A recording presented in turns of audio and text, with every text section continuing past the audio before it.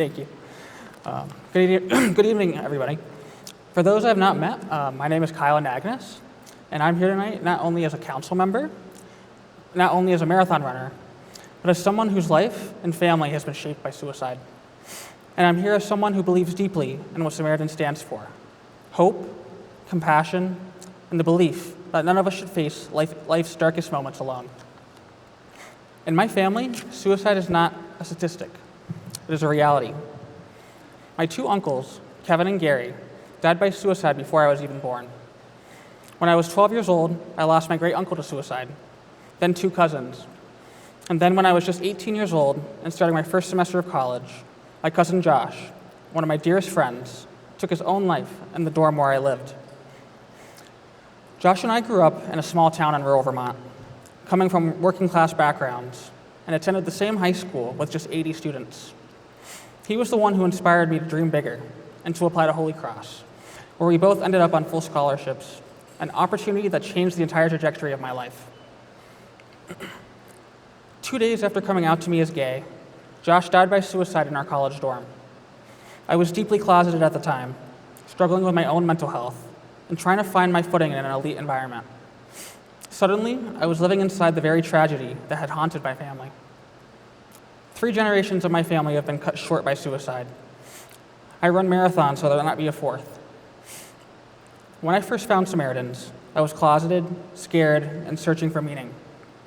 I applied to run the New York City Marathon for Team Samaritans in 2020. And over the last 5 years, Samaritans has not only been a beacon for me, but a constant reminder that out of unimaginable loss can come community, resilience, and purpose. Through Samaritans, I've met people who have walked through their own darkness and chosen to fight for others. And in that fight, I've found my voice as a family member, as an advocate, and as somebody determined to break this cycle. This April, I lined up for the 2025 Boston Marathon in support of Team Samaritans. 26 miles in, with just 400 meters to go, and the finish line in sight, I fell. Hard. My face bloodied, my knee torn, and my muscles seizing. I could have stayed down, but I got up, and I crossed the finish line in 3 hours and 30 minutes, a 10-minute personal record.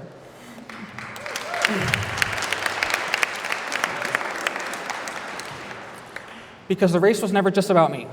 It was for Josh, for my uncles, for my grandfather, who buried 2 of his sons and who passed away 2 weeks before the race, and for anyone who has ever wondered if they can keep going.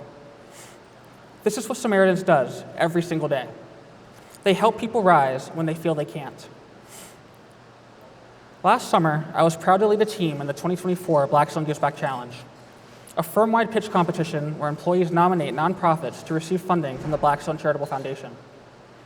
We were the most junior team at the firm to ever place, securing $150,000 for Samaritans in second place in North America. But that funding was more than a grant. It was a case study. It proved that when you make the case for mental health, people listen. Months later, I helped organize the firm's first ever Mental Health Awareness Month kickoff event. Over 400 employees attended in person or dialed in that day, showcasing the demand for these important conversations.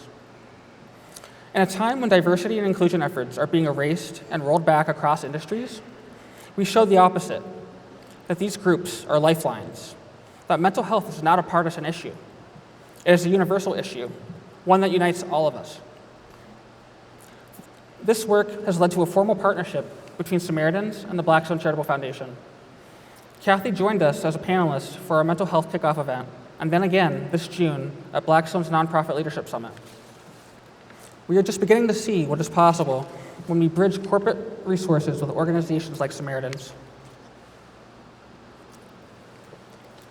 This past July, tragedy struck my office in New York City when a mass shooting inside our building ended with the shooter's suicide. To watch my workplace shaken to its core by the very crisis I had been advocating about, just months after bringing Kathy and the Samaritans team into our office, was surreal. It underscored the urgency.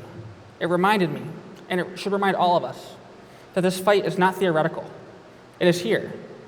It is now.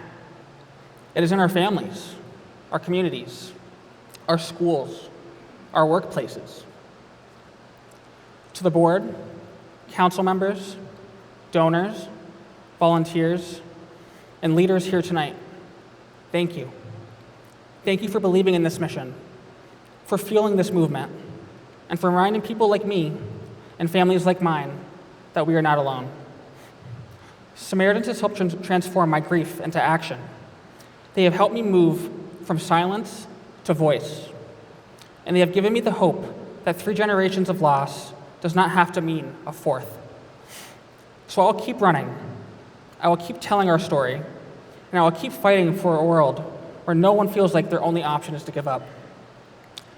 For Josh, for my family, for yours, for anyone struggling in silence, because courage is not the absence of struggle.